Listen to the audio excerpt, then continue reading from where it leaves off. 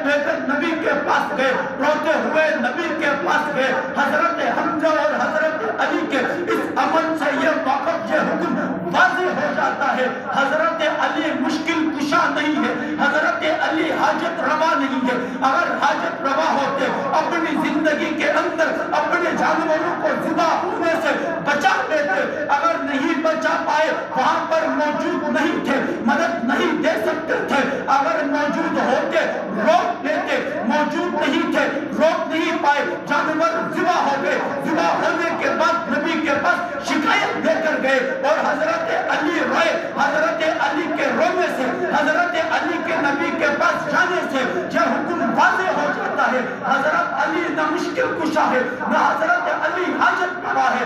وہ کھل کے اپنی حاجت لے کر نبی کے پاس جاتے ہیں، وہ شکایت لے کر نبی کے پاس جاتے ہیں۔ جو بندہ شکایت لے کر